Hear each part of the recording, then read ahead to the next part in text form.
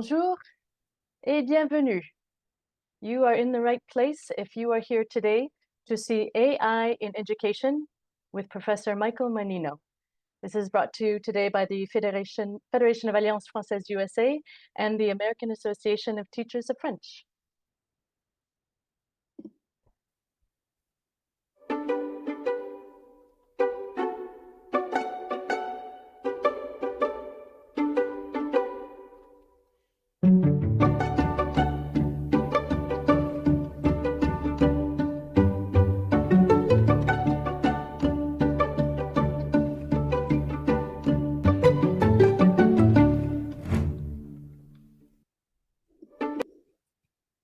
My name is Melissa Sora, and I'm the National Programs Manager for the Federation of Alliance Française USA. Just going to go over a couple logistical details today before we get into our presentation. Please make sure to stay on mute during the presentation, and if you choose speaker view, you'll have the best view of the presentation. If you have any questions, please feel free to put them into the chat. If you have any technological issues, just sign out and sign back in with the original Zoom link. Please note that the event is being recorded so that we can share it afterwards on our national YouTube channel. And the runtime today is 1 hour. It is my great pleasure to introduce Rachel Villéger. Rachel is the former executive director of the Alliance Française of Westchester in New York. She has a BA in English literature and an MA in teaching French as a foreign language. She's been teaching French to students of all ages and all levels since 2003. And she's been involved also in teacher training throughout her entire career. So as somebody who's taught French all around the world, she has a very in-depth understanding of the challenges that French learners face. And it is also my great pleasure to introduce Professor Michael Mannino, who's a neuroscientist and the director of the AI Center at Miami Dade College, and is also the Chief Science Officer at Flow Research Collective. Thank you very much, Rachel and Michael, for being here today, and I will turn the floor over to you. Thank you, Melissa. And thank you, Professor Mannino, for being with us today. So first, AI is a big buzzword that everyone has been hearing in the media in the last few years, and especially since November 2022, when ChatGPT 3.5 was released. But I think what a lot of people forget is that AI has been around for decades now. And I remember, for example, back in 97 was when Garry Kasparov was playing that chess match against Deep Blue, and he lost this match against Deep Blue. And so I think a lot of people might remember that as being the beginning of AI, or at least the beginning of AI being in the media. So what I wanted to know is, like, in those decades and now in 2024, there's just so much going on in AI. What are the main concepts that we should be paying attention to as non-technical specialists? And what are the main things going on, and what is your definition of AI? Okay, great starting question. And thank you for having me. Bonjour, everybody. And nice to see you all, and pleasure to be here. Actually, that's great, Rachel. I have a little, I could show let me share my screen here. Yeah, great. Yeah, so that's great. This is from a presentation that I typically give. You can see Garry Kasparov playing. You can see my screen? Yeah? Yeah. The Garry Kasparov playing Deep Blue, which is, yes, AI, not AI as we consider it modern wise. And yeah, that's a good starting point. So I think, and I'll get to these other two pictures in a second with this definition, but I think we can maybe consider what artificial intelligence is. What I kind of define it as is just computer systems that mimic aspects of human intelligence, right? That perform tasks that typically require human intelligence. And that's like playing chess, or driving a car, or translating a language, or something like that, or unlocking your phone with your face, right? That's facial recognition. That's a specific task. All those examples, actually I have another slide on that too, are what are called narrow AI. And we should just make this distinction. Right. It's going to be relevant for what we define as modern AI. Let me see. I think I have a slide on that too, somewhere over here. Yeah, here. So this idea of narrow or weak AI. These are AI built for highly focused set of tasks, like playing chess, and so on, driving a car, right? Computers mimicking aspects of human intelligence, but then it's also doing those tasks better. Right. And it can be doing those tasks better. For example,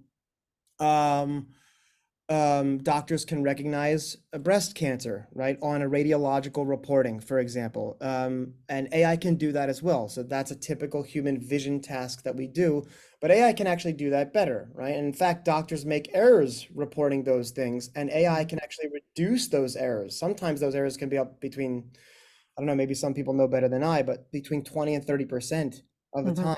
And AI using computer vision can reduce those errors. And then there's AI doing things that humans can't even do. Right. And that's very interesting. So for example, a study just came out a couple of months ago showing that machine learning can actually recognize and predict Parkinson's disease just based on your breathing patterns. It's fascinating. So AI cannot do that. I mean, AI can do that. Humans can't do that, right? We don't have the capacity, the sensory modalities to be able to recognize and predict Parkinson's disease based on how we feel we're breathing. But you can put people to sleep, you can put straps on them and respiratory straps on them and measure their breathing, and then they can predict Parkinson's disease, things like that, right? Or machine learning can actually detect depression in a child's speech. These deep learning models can actually do that. So that's something that maybe humans cannot do. Maybe some can, but right. And then there's this idea, so that's all weak or narrow AI. Typically, getting AI to be able to, computers to be able to do things that typically humans can do. And then there's general artificial intelligence, so-called strong AI or artificial general intelligence. And this is really any cognitive task that a human can do, any cognitive task or intellectual task or emotional task that a human can do, AI can also do. And so, I mean, I have some other things to show if the conversation warrants it, but I think we can, I think that's sort of my general definition of artificial intelligence. That definition, yes, but there's just so much going on right now that for non-specialists, it's a bit overwhelming. There's just too much. And so what would be, in your opinion, the main things that we should be focusing on in 2024 and the kind of things that we should be, the near-time development, the kind of thing we should expect within 1 or 2 years? Well, so it's very difficult to predict. Obviously, it's very, very difficult. And that's ironic because that's what AI is actually doing is predicting. But all of the examples that I just gave, recognizing unlocking your phone with your face, predicting breast cancer, all of those things are conventional AI or essentially like rule-based AI. What happened in November 2022 was the release of ChatGPT with OpenAI, and that really was a game changer and really changed the world, as we all know. And that was an example of what's called generative AI. And generative AI is kind of different. Generative AI produces new, fresh, often unexpected results from the input. It's still input versus output, and it's still garbage in, garbage out, right? Like a lot of the output of these models still depends on the how it was trained and the input and the data. So that's all very important.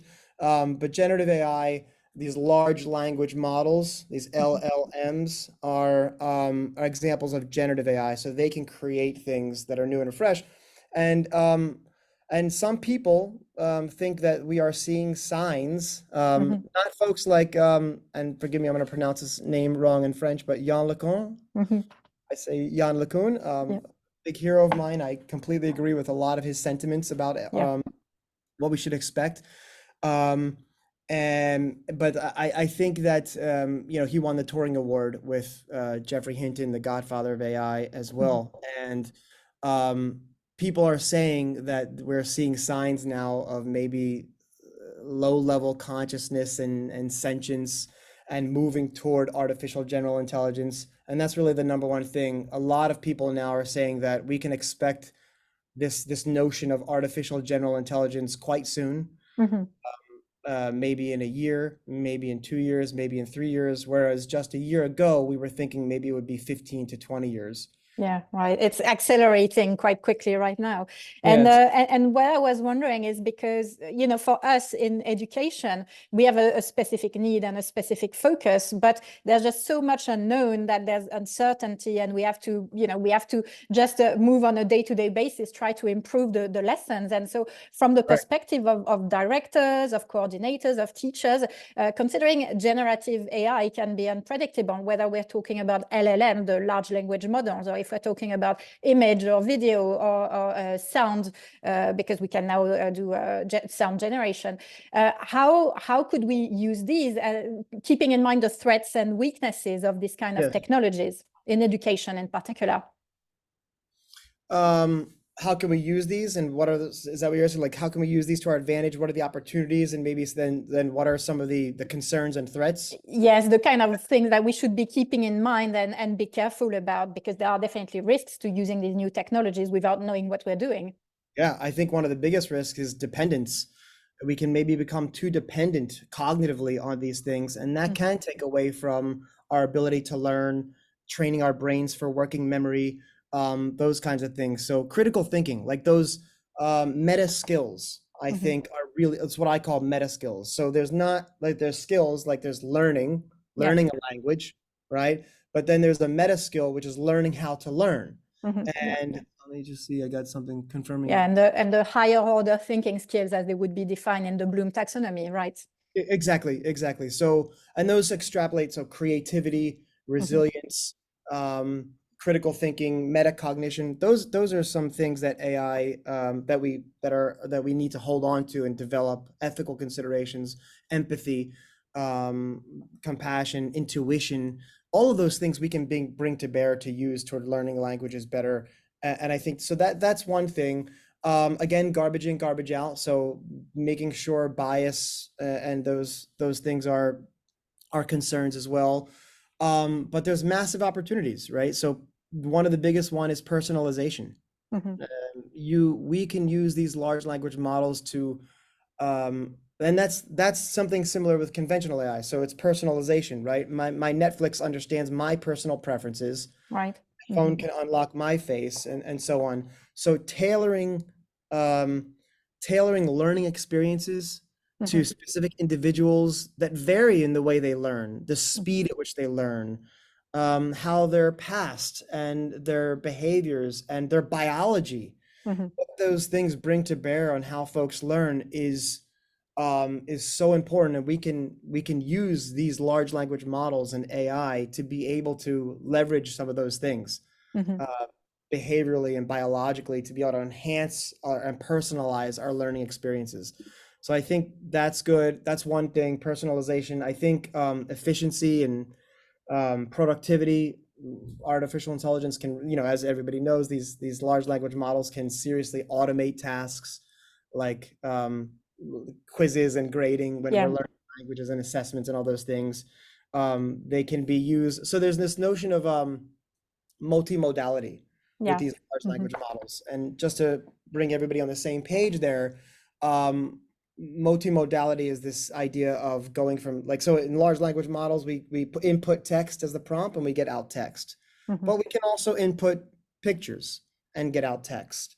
All right. And you could do that with ChatGPT now, for example, and other closed source and some open source large language models. You can go from text to audio. You can create audio from text, or you can go from text to video, and these kinds of things. So I think that might be one interesting way to enhance lesson plans from an educational standpoint, to increase engagement and things like that. Accessibility is for accessibility for students who have also hearing problems, and where they might be, or people who cannot read properly, and then they can switch to voice mode and then listen to the text instead, right?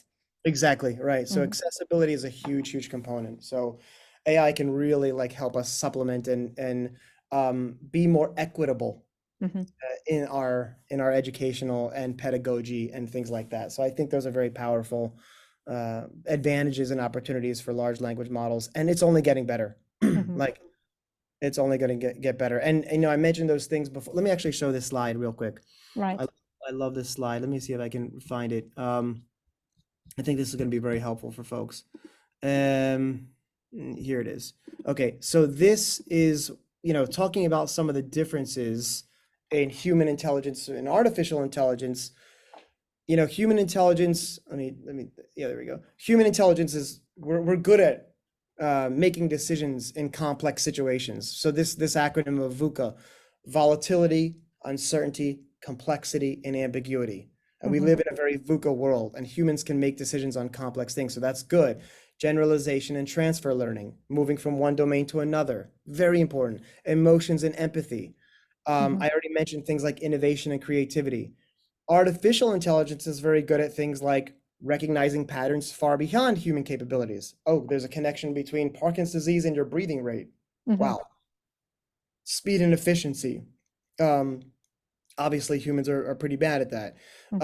Consistency, giving the same performance over and over. But there are some limitations, right? Artificial intelligence lacks context, emotions, empathy, and these kinds of things. But I just want to make the point that might be changing with these new models coming out, right? Like you've heard the phrase, all the models that we're all using now are the worst models, right? In terms of a timeline. So I think those considerations are very important, especially in the context of like what we can think about and predict and what the future is going to be like, and especially in education. Yeah, and I think one of the things, for example, with as you said, the model we have right now are the worst ones, and I think we really saw that difference when we moved from GPT 3.5 to GPT 4, where there's been a huge gap. For example, I know that for me, that's when I really started seeing the potential, because I had tested GPT 3.5 and looking at the COD with the verb avoir and passé composé. All teachers know that it's one of these difficult things that a lot of students get wrong. And GPT 3.5 was also getting it wrong, but then GPT 4 was getting it right. So I think a lot of things are improving quickly. And as you were saying, for auto-adaptive contents and to have the patience to repeat the rules to the students, if we're mindful about these wrong outputs, sometimes there's just a real potential to support students who need further reinforcement or remediation in their learning. Yeah, absolutely. Yeah, and let me turn my light back on. There's another thing that we could talk about as well is privacy, right? And some of these ethical considerations, like that might be a concern with these large language models too. But then you get into the differences between these closed source and open source models, which we can talk about possibly, but later. But yes, totally agreed. And when GPT-5, for example, comes out very soon, you have all of these models like Claude, the latest version of Claude. I mean, it's just what we can expect with them is hard. Well, that's the whole point. It's hard to know what to expect. It's hard to know what to expect, but what I wanted to know is, so we've been talking about from the teacher's perspective, but also from the student's perspective is what they can expect in the future. Because if I take my example, I'm going to Spain soon, so I've been brushing up on my Spanish, and I made with ChatGPT 4, I made a custom GPT, which is helping me research some vocabulary and do some role plays about, very simple things like ordering things in a restaurant or a cafe. But I've also made something where using the web browsing ability, I can, find some audio sample to practice the phonetics. And obviously, there's just the use as a simple dictionary to look up some definitions and things like that.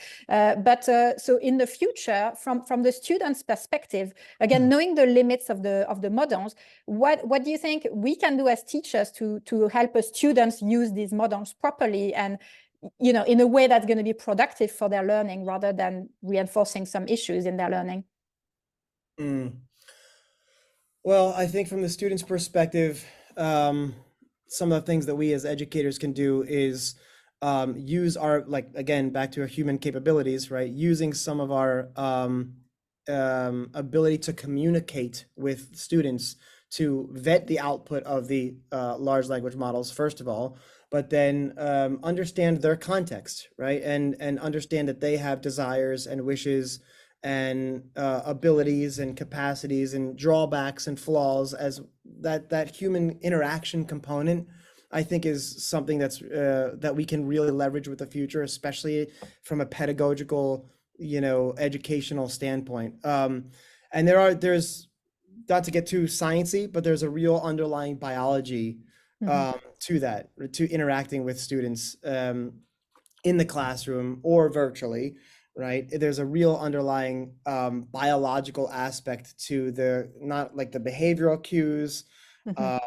what's happening in our bodies and what's happening in our brains. Not to get, I'm a neuroscientist, as you said, Yeah. so I have to talk about that. But there's real underlying biology that goes on in the human interaction. And I think like really doubling down and leveraging some of that interaction is going to be good for, enhancing learning and for the student's perspective.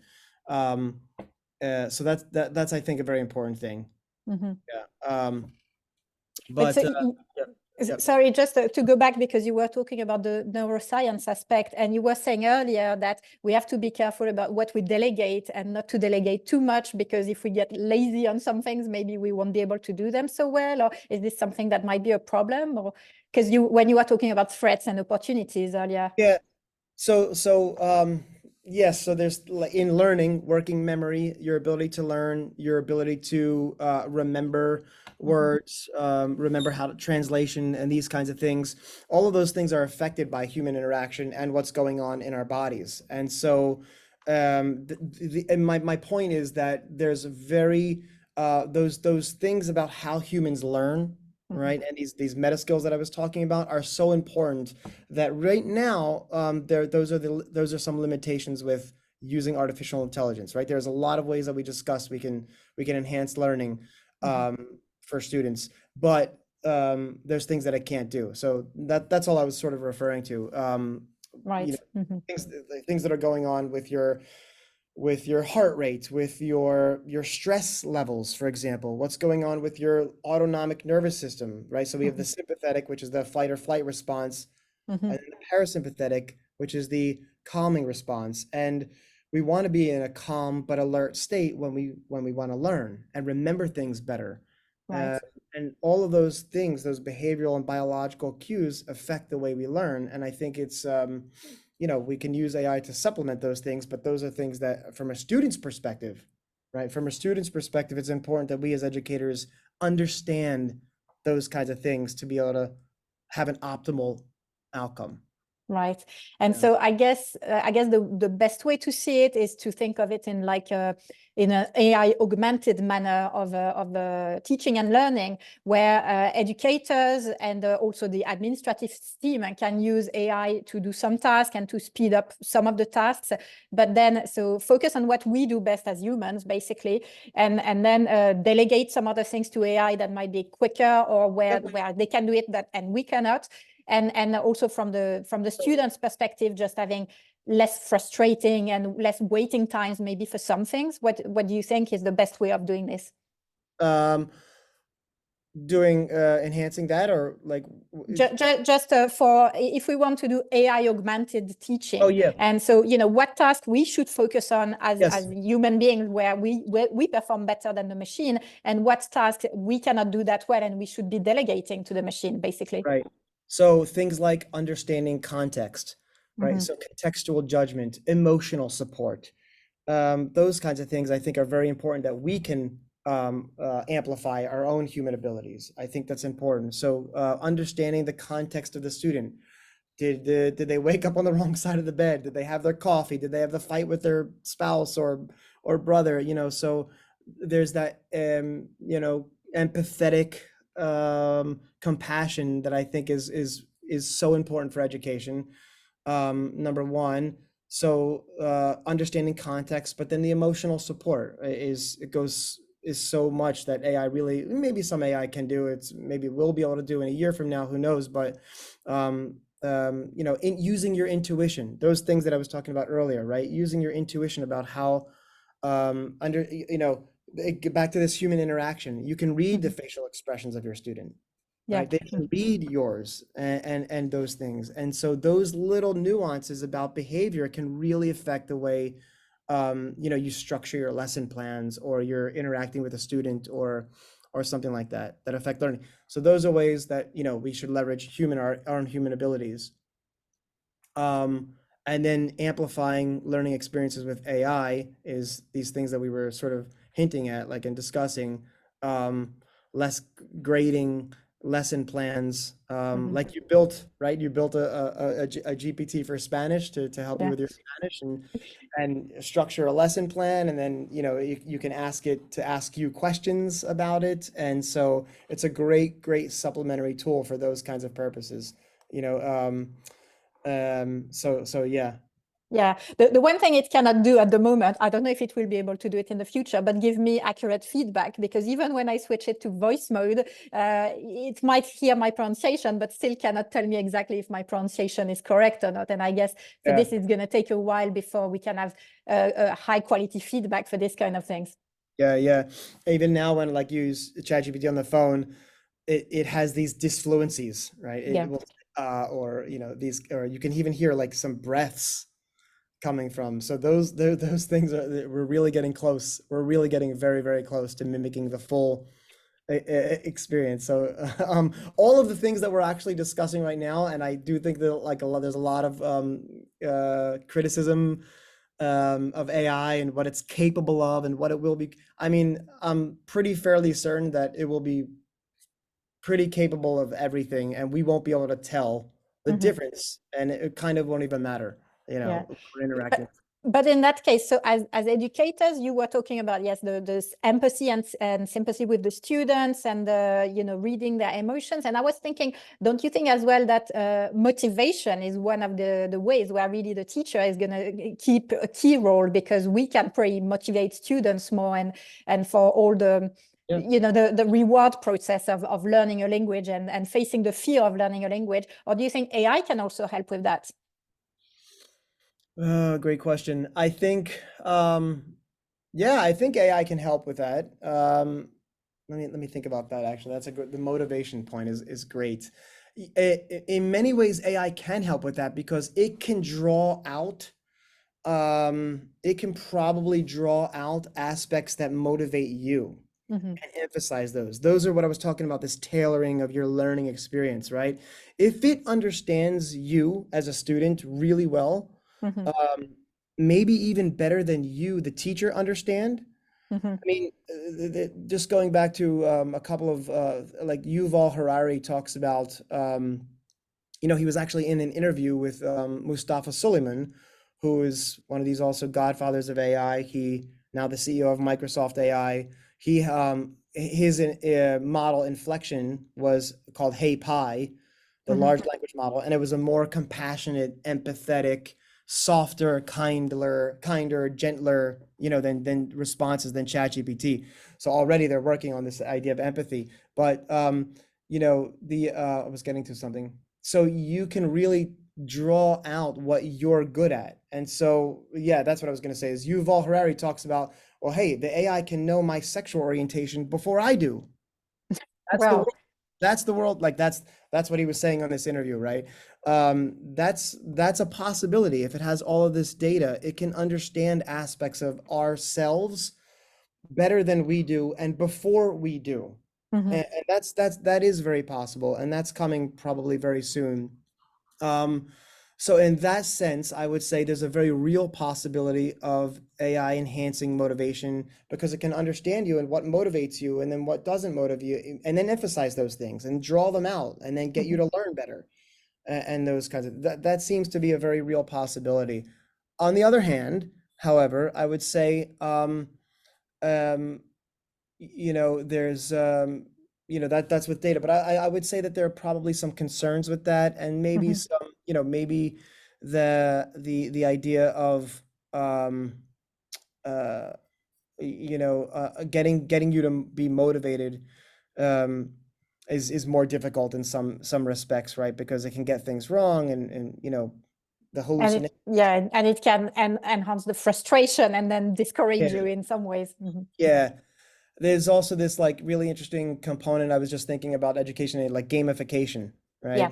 Not to take the conversation too off, but maybe AI, AI can get that right too. Like it can help gamify the learning experience in very interesting ways. People are already doing that. So yeah, I guess gamification and auto-adaptive content is really one of the ways where it can really help, especially yes, when we have a blended learning model with yes, some online activities, and then all the drills and all the systematization of rules and memorizing the vocabulary, all the tedious parts that we yeah, don't really enjoy doing in class, they yeah. can be delegated to some extent, right? Yes, 100%. Yeah, yeah. You just made me think of something. So here's one drawback of artificial intelligence and these large language models is the embodied experience of learning. Right. Think about Montessori, right? Think about these learning experiences. So, and this is one of my areas of specialization in neuroscience, is this notion of embodied cognition, Yeah. embodied cognition.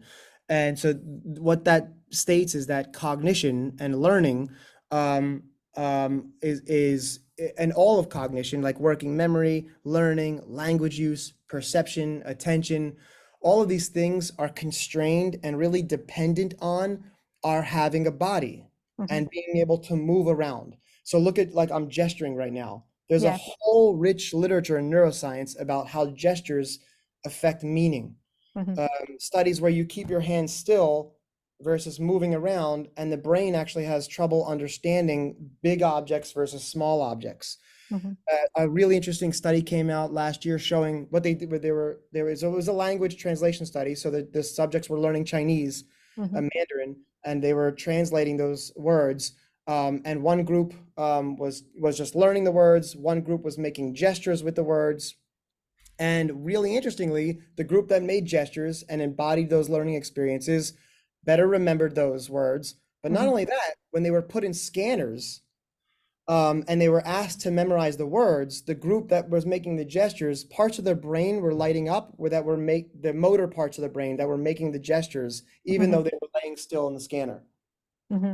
Okay, and so that's something that might be a very real problem with this idea of tying it back to the beginning of the conversation with artificial general intelligence, to be conscious and to have these cognitive capacities and emotional capacities might require movement.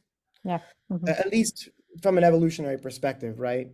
Like so might require, and they at least enhance it. And so that could be a very powerful, that's why Montessori is really interesting learning experience. Does that make sense?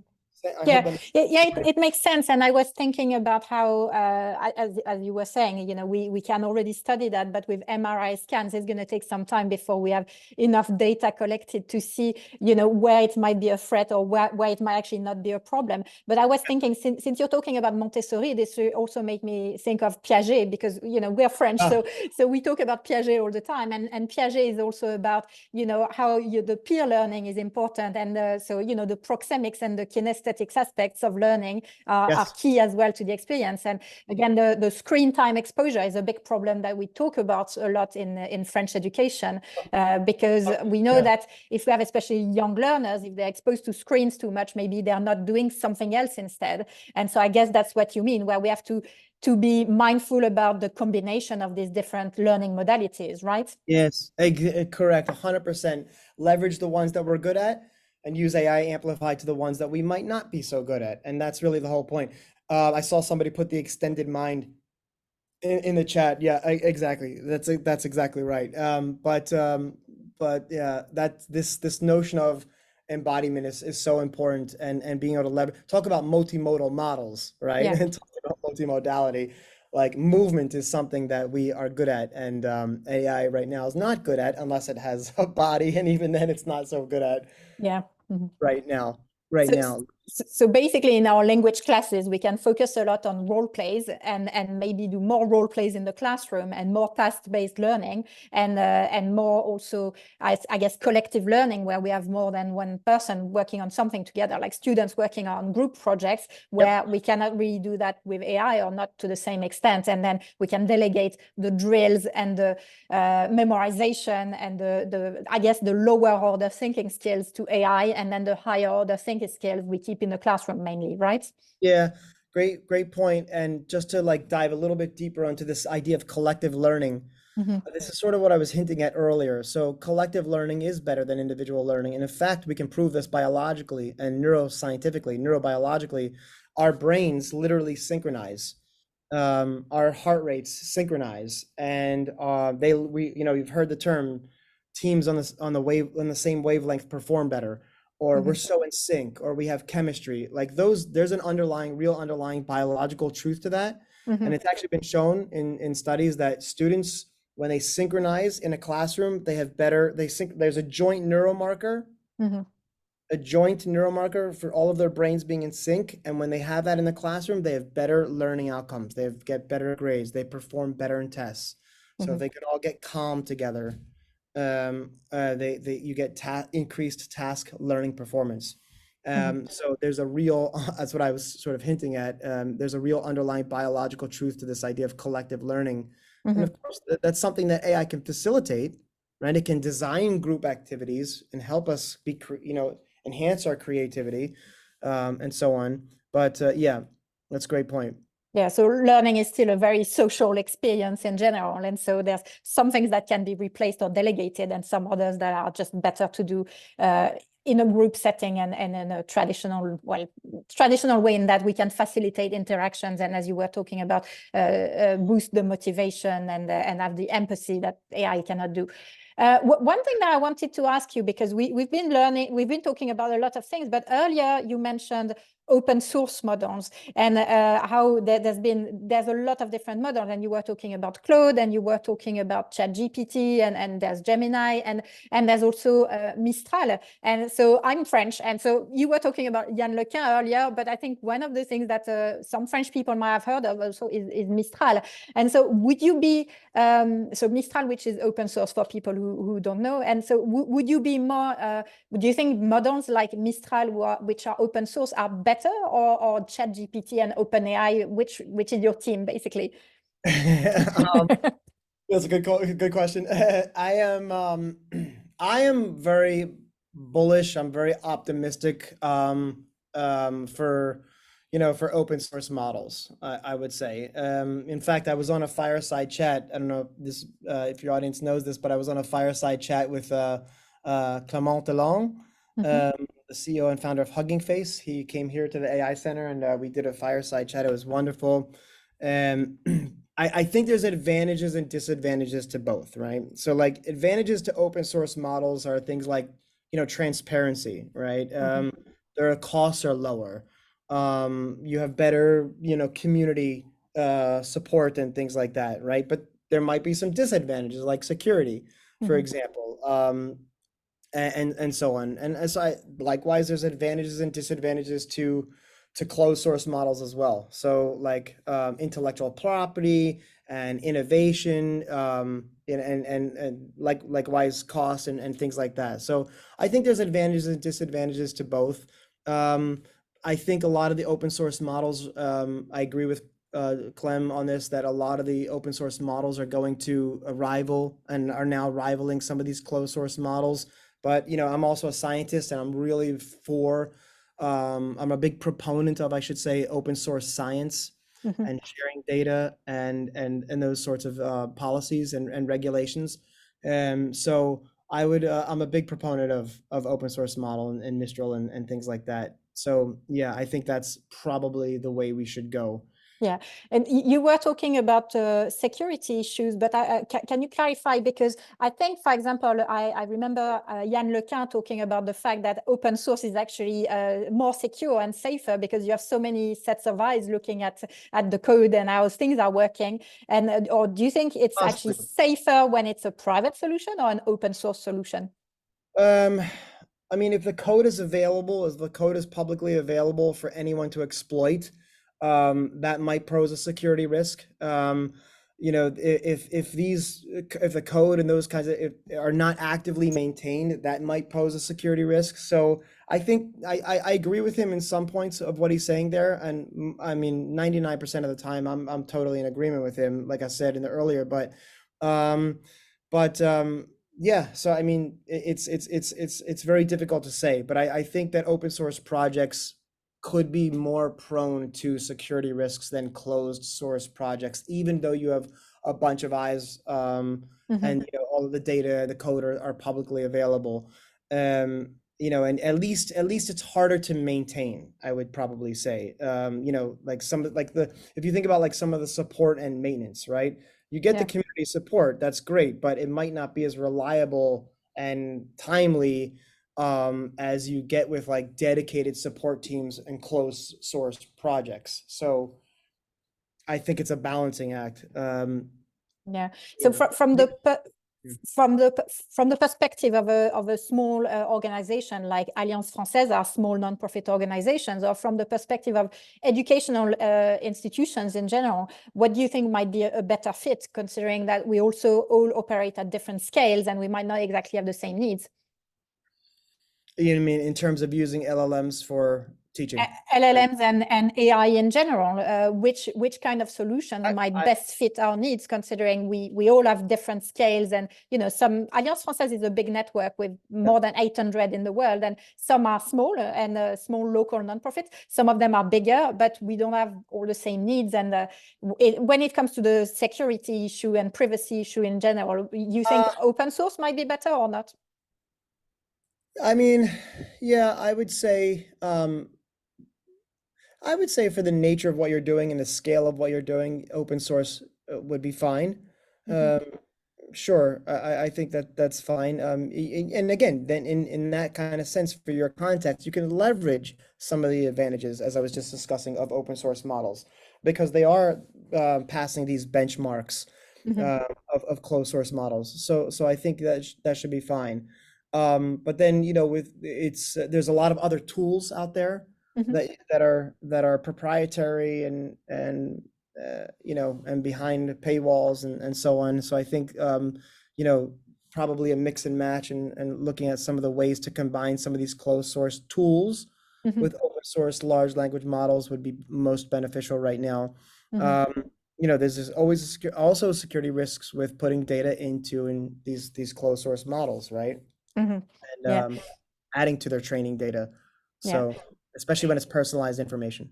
Yeah, and so for me, it's enough for all the questions I had, but I'm looking at the chat and I see some interesting questions. For example, someone is talking about the need for learning foreign languages, and how some people see languages not so useful. And what I think is, like, actually on the contrary, with AI and the way languages boost our creative skills and our higher order thinking skills in general, I see it as more. It's going to become even more valuable to be multilingual.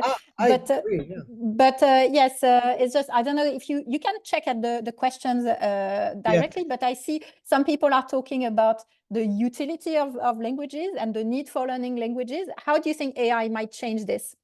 The utility and the need for learning more languages. Well, let me start that answer by saying that I'm a really big Star Trek fan. If anybody else is out there, okay. I'm really, really a big Star Trek fan. And in Star Trek, they have the universal translator, right? And it facilitates communication. And I think that's amazing, right? I think that's truly, truly amazing. But there's this one episode, and I highly recommend everybody go watch it. It's called Darmok, Darmok. And in this episode, the captain, just to briefly recap this episode, the captain gets trapped on a planet and he has to solve this problem with this other alien. And this other alien race, they speak in metaphors. Okay, so the universal translator fails. They cannot understand each other. And they speak in like ancient mythical stories of their race, and that's how they communicate. And the captain has to learn this language, and it's just a beautiful, beautiful episode of collaboration. And I think that's one of the utilities of learning more languages and being multilingual, is it gets us to understand our human species and fellow species better, and communicate better and take their perspectives better and empathize with them better. Wittgenstein, one of my favorite philosophers, he said, the limits of my language are the limits of my world. And we now know, back to neurobiology, that that your language affects your perception. The language you use and the words you use affect your perception, how you perceive other people's faces, how you understand concepts, right? How you perceive the world, your external reality. And so that AI cannot replace, and so I think learning languages is still a fundamental need, and that will not go away at all, in my opinion.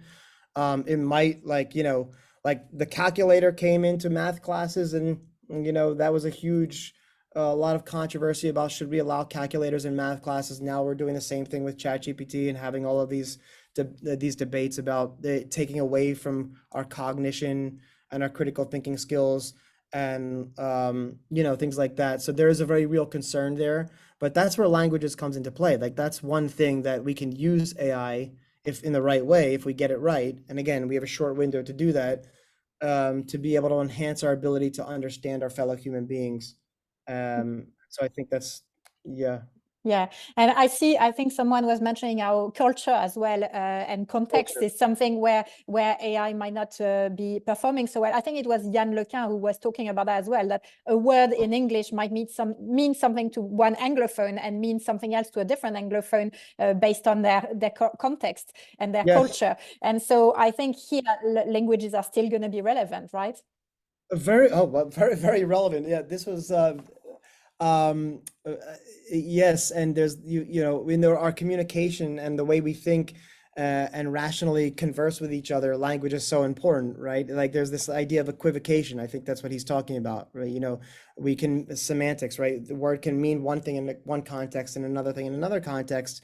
Now AI is starting to understand context, and that's really like the one of the main criticisms now of these large language models. Speaking of language, they are large language models. Language is at the core of all of this, right? And so that's why it's so important for us to be able to the better you understand your own language, even the better you are able to interact and collaborate with AI. And that's also why it's so important to double down on an understanding of your own language that you speak and how you interact with AI, not let alone other languages. Right now we're talking about this idea, but I was going to say something else. This idea of equivocation, and words meaning different things in different contexts. I lost the thought. But but we're going back to what you were saying earlier about these meta abilities, and so the meta linguistics and the verbal abilities being boosted by multilingualism, basically. And we know the literacy skills in general, even with dual language programs, we know that from an early age, children benefit from knowing more than one language. And so, in fact, we're in a better time than ever to be teaching foreign languages, right? Agreed, 100% agreed. Like, there's tons of research on children learning more languages and that affecting attention, perception, their empathy, all of these other cognitive tasks. So that's why it's so important. I think, like, now is a great time to double down on learning languages, and understanding our relationship to language and how we communicate through language. Like, this whole idea of the philosophy of language, so important and so rich. That field is rich. So, that's what I was going to say. So this, right? So these large language models, right? They and maybe folks are not so aware, but the way they work is they predict the next word, right? And essentially humans do that too, but the language law, they predict the next word, and that's what they do. So it's been argued that, let me turn my light back on real quick. It's been argued that they don't really have an understanding. An understanding, right? Context, yes, because that's what the transformers, that's the architecture behind the large language model, and it was actually created for language translation. But there's been, there's not a real understanding, and what that means, and we can actually, like, operationalize and know what it means to understand versus simulate. And that's why also learning language is so important, because it helps us broaden our comprehension and understanding of the world and of ourselves. Yeah. And I think it goes back to something, I know that was a while ago that I was saying that, but Yann Lequin was talking about parrots rather than, real comprehension. Exactly. And Yeah, exactly. Right. Yes. Yep. Yeah. And Right. I see someone else in the chat asked an interesting question, which was, how can we convince students of the limitations of apps? And so the person was talking about Duolingo, but I think the same applies to AI apps in general, so that they can see the difference between the added value of real interaction with other students and their peers and with teachers, as opposed to learning with apps. How can we convince students of the limitations of these apps? Well, we can do it in an objective way and then maybe a subjective way. I think there's a lot of research. There's tons of research on all the things that we've talked about, and how technology affects attention and how technology affects learning. There's a lot of research on that. So I think, and that a lot of that research is actually making its way into the public sphere. Not only with like AI apps, but just social media and these kinds of things in general. I mean, recently here in the States, there was a lawsuit against Meta from all of these different states about like it affecting mental health for young folks, and there was a lawsuit against Mark Zuckerberg, and that the whole court case. So I think like we can show in general that some of this technology absolutely has limitations and has negative adverse effects. There's a guy named Tristan Harris at the Center for Humane Technology, who has a great talk on YouTube. You can watch this. It's called the AI Dilemma, and how these things are affecting, how large language models is going to amplify those negative adverse effects. So there's all of that research. I would highly recommend you go check out some of his work. You could look up the YouTube video, The AI Dilemma, and watch Tristan Harris's talk. And then there are subjective ways, right? Like really, what's the word? Like doubling down or emphasizing and highlighting the learning experience, the one-on-one human interaction, how that feels to the student. In terms of the learning experience, right? But that also requires the aspect of the teacher to intentional with the way to be a moderator and to have I mean the teacher has agency and can be intentional in the way they do things that AI cannot do. Exactly. And I saw someone made a very interesting comment in the chat saying, as a teacher, we can ask students to compare the performance of various large language models, such as ChatGPT or Claude. And yes, that can be an exercise in itself, comparing the output and the quality of them and doing some analysis and meta-analysis on the output. And I think this is in itself a very interesting exercise from a linguist's perspective. Great. One of the exercises that I do in my class, I teach AI ethics, actually, here at Miami Dade College. And one of the exercises that I do in my class is I try to use ChatGPT to enhance critical thinking. So to, get them to understand another perspective or the opposite point of view of how they feel, right? Or to argue with ChatGPT from the opposite perspective. So understanding like the nuances of argumentation is one way, and enhance critical thinking skills is one way you could use ChatGPT in that sense. Same thing with language learning, right? You can come up with creative ways to be able to use ChatGPT, and as you're saying, Rachel, that's great. Yeah, and so as a facilitator, the teacher can focus on critical thinking, problem solving, and creativity. And I think this is where there's the real added value that we can add, as well as obviously the empathy and emotions that we were talking about earlier. You're right. Exactly. Yeah. Yes. Yeah. I haven't read all the questions in the chat, but I see there's a lot of great comments. I don't know if Melissa or Isabel wants to jump in, if they have anything that I've missed and that might be of interest that we should be highlighting as well. Or any other questions? Let me see. Yeah. Wow, I see a lot of great comments there. Yeah. Thanks, Katia, for the link to the AI dilemma. Yeah. Oh, I could share some of my PowerPoint slides. Yeah, I didn't even get to talk about some of the other points there. This example here, this let me show this again. This example here that was Gary Kasparov, and then of course language use with IBM's Watson, being able to understand Jeopardy. This right here is just predicting the next move. right? It's just really syntactics, right? You're just predicting the next chess move based on all of this training data. This example of Jeopardy is understanding the nuances of language, but even then there's some problems, right? So like it's very interesting, but it was an amazing thing. And then of course Lisa Dahl losing to AlphaGo, which was a huge momentous transition in artificial intelligence as well. In fact, in some of these, there was different moves that were that Gary Kasparov and Lisa was so taken aback by. It was like, wow, the AI has to be being creative here. That's the only way to interpret what's going on, is that AI has this human capacity of creativity. So it's very interesting. So yeah. This study came out here very recently last year. Infants outperform AI in just common sense psychology. So they used this study that infants, talk about motivation, Rachel, infants were able to better understand the motivation of other adults' behaviors better than these top AI models.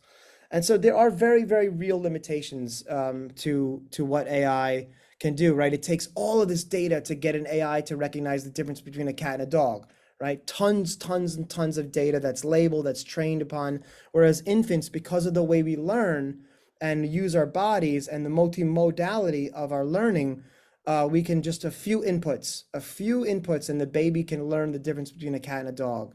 And so AI is nowhere near that right now. And so that's some of the interactions and the bidirectionality between the study of neuroscience and how we learn in our brains and artificial intelligence. Yeah. Talk about And motivation. yeah, and I think I'm thinking about what you were saying earlier about garbage in, garbage out, and that's still one of the big points right now, is the fine tuning. And I think this is where even educators or educational institutions can do something to work on that, because with a tool like the custom GPTs, I was talking about that with GPT-4, we can actually add what they call a knowledge base, where we can add our own documents, we can put our own corpus of text and use these texts to then be reused in exercises. And I think it's one of the ways where it can be much better than the default solution, by adding our own critical experience as educators and seeing how we can do better, really. Yeah, that's right. There's this knowledge base. The technical term is retrieval augmented generation, right? As you know, like a RAG. And just creating a RAG helps mitigate hallucinations. It creates this external source of knowledge that it can leverage the general, because LLMs are so generalizable. There's too broad and with the responses. Although we can change that, but adding this knowledge base, your own data, can really help the context aspect of this. Can really help the context. And I think one of the other things that a lot of people might not know about is how you can tweak the voice and tone by adding a persona in your description. And this is something which is easier to do with, I would say it's easier to do with GPT-4 than with GPT 3.5, for example, but other models might also be able to do that. I have not tested them all, but I think it's one of the things where we can keep in mind and try and be careful about that. And I'm just seeing the last question from Sarah. So no singularity for a good 100 years still. Well, okay. But that makes me think I should actually show this. Let me see if I even have this the slide. I don't even know if I prepared that. If I don't, I'll just have to talk about it. Oh yeah, I do have it. Okay, cool. Yeah, right. So this is pretty recent here. AGI within 18 months, very possible. This is like a couple months ago. But if the error rates, or if the error forecasting sort of continues, this is sort of like OpenAI announces GPT-3. Okay, we're 50 years out, right? But they're even Ray Kurzweil, the inventor of the term technological singularity, essentially said that that rate, there was some unexpectation. It's faster than he thought, right? It's even faster than and that's what this is showing. So there's some empirical evidence here that this forecast error is faster than we thought. And so it was 34 years ago in 2020. Now in 2022, it seems to be 18 years out now, and blah blah blah. It's 8 years out. And so if that trend continues, then we might be able to expect AGI by 2026. And in fact, Elon Musk was just talking at Peter Diamandis's Abundance 360 and said that might be the case. Yann LeCun thinks that it might be a little bit off, that we still might be, it's coming, but it still might be, whatever he says, 5, 10, 15 years or something like that. But it's pretty, I think our level of expectation might not match reality, and so people are sort of adjusting on the fly what we can expect. So but you hear this joke that AGI, when it comes, it goes, like that. I mean, it's gonna, if AGI happens, what the next step is called artificial superintelligence, people are calling, and that's like sort of artificial intelligence not only being smart as one brain and can do everything a human can do, but millions of humans all at once. And so if that, I have opinions about that, but but so basically, in the meantime, all we can do as teachers is focus on how to help our students develop their. Oh wait, Rachel, say sorry. Say the last 10 seconds. So, sorry, yeah, I was just saying all we can focus on is boosting the critical thinking and the verbal abilities of our students, basically. Yes. Right. Treat them as humans, right? Like that's what we need to do, is we need to use AI to make us more human, right? To bring out the things that humans are best in doing. And that's really, what this boils down to. And as I completely agree with you. These creativity, the empathy, the understanding, the nuances, the human interaction. I think all of those things are so fascinating and important. Those meta skills. We need to, use AI to make humans things better. We need to use AI to make humans better at the things humans do. Mm-hmm.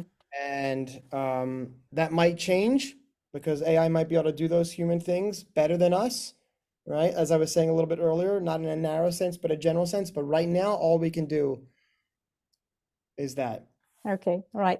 So thank you so much for your time, Professor Mannino. And I think I will let Melissa or Isabel might have something to add regarding the upcoming events.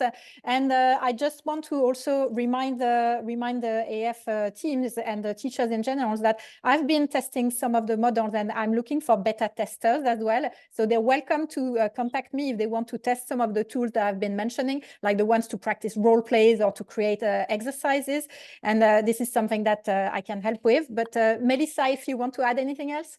Sure. In fact, Rachel, do you want to talk about your ChatGPT project quickly?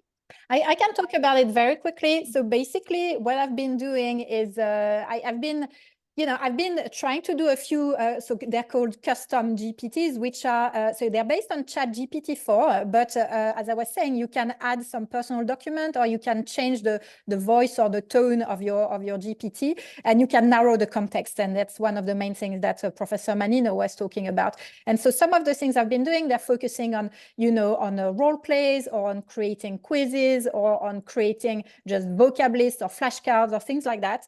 And so I've been sharing some of these with beta testers who were interested in trying them. And obviously, they're still a work in progress, and they can be, they're perfectible for sure. They're not perfect, but I think it's one of the ways to help teachers experiment and try and see the possibilities of these new tools. So, they're far from perfect, but if you want to test them, you're more than welcome. You can contact me, and, I can send you some of the things I've been doing, and also a few tutorials. Merci beaucoup, Rachel. So thank you so much, Professor Mannino and Rachel, for this wonderful conversation. This has been fascinating. Yeah, it's fun. Thank you.